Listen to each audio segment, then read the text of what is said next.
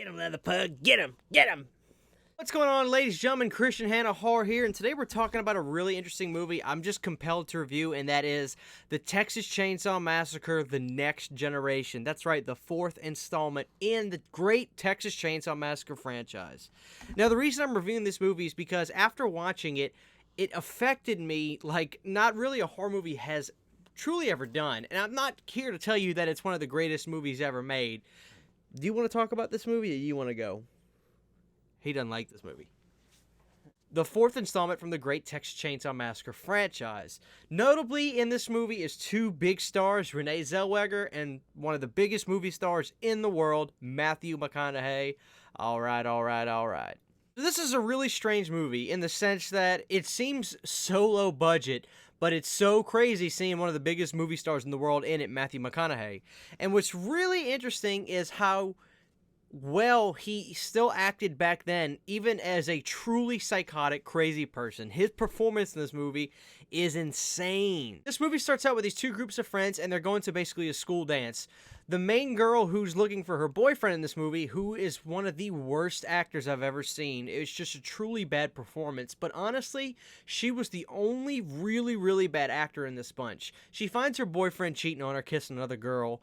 They all get together with her and her other group of friends and the boyfriend who was cheating on her, and they just start driving off because the girl gets in the boyfriend's car and they start taking off.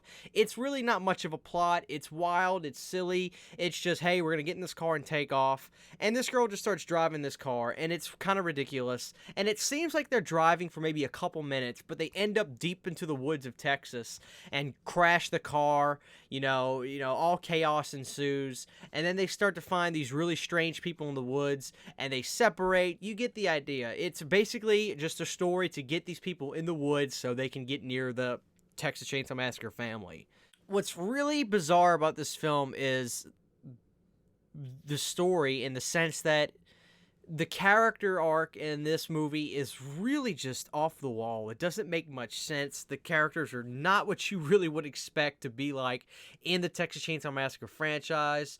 Some of them seem bubbly. There's this one woman who's like the woman of the family, and she's friendly and she's kind of smart, but she's really kind of silly and weird at the same time. Then we get introduced to Matthew McConaughey's character, and he is like the real leader of this family. We haven't met Leatherface yet in this movie, but when we see his character, you could tell he's sadistic, he's evil, he's not right in the head. You could just look at his eyes and see how crazy and mean he is. When we finally see Leatherface in this movie, it's interesting because, number one, the makeup for the character is just bad. First off, Leatherface is basically wearing a pair of sweatpants, an army jacket, a white t-shirt, and the mask just looks bad. But one thing I will say is the performance of when he grabs that girl when she first gets in the house, and this house, which is a real-looking house. I don't know that it was a stage, a sound stage that they made, or a prop house. It looked like it was a real house, but the house was dingy and dirty and horrible looking. And when you hear Leatherface screaming while he's got this girl like he's in fear, it affects you. It's so guttural and real looking. I gotta say, it really was a creepy scene, despite a lot of the issues with this movie. As this movie carries on, you start to really see why this movie kind of got hidden. From what I learned and what I read, Matthew McConaughey's people did not want this movie to see the light of day.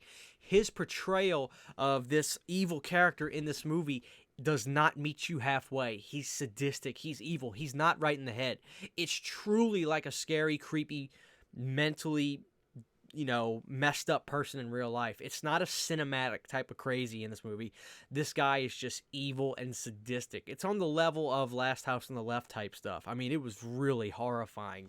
And once this stuff starts to happen, you're really not following what's going on, because this family will be tormenting these two girls and killing the boys, but at the same time, they'll start fighting with each other and leave the girls right there. It's just bizarre. I really want to know how the script, what it looked like when they were reading it, because it's wild.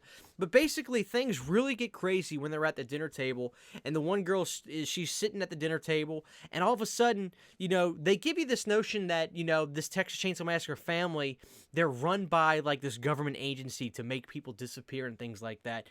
The one scene that truly, truly just affects me, and pause this video if you guys have not seen this because I'm about to spoil you, is when this government official looking guy comes in with this weird accent. I really don't know anything he says in this movie, but when he unbuttons his shirt and he's got like this scaly, just weird look to his stomach. It looks like something out of a Clive Barker movie. And he doesn't really do nothing to this girl per se. He just licks her face and he shows like his weird stomach with all this creepy stuff on it. I don't know. It's bizarre, guys. It's absolutely bizarre. This movie doesn't have much of a resolve. At the end of the movie, the girl escapes. A plane comes out and hits Matthew McConaughey's character in the face. It's wild. This movie makes not a bit of sense, but it really is a trippy experience watching this.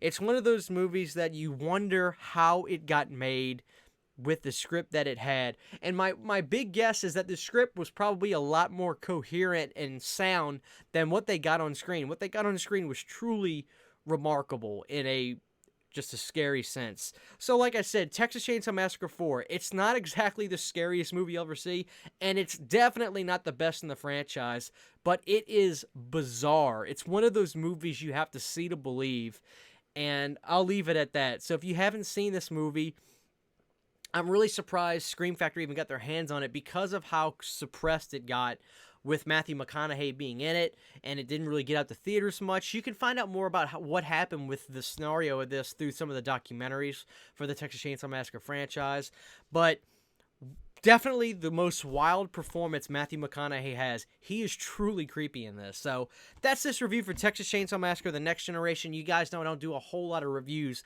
but when it's a really weird movie, I just got to tell you guys about this because it really is a crazy movie. So check that movie out if you guys get a chance. Until next time, this is Christian and Horror, but please be sure to hit that like button and smash that bell to not miss a video from when I upload again. All right, get ready for top 5 horror movies of 1992 coming up next.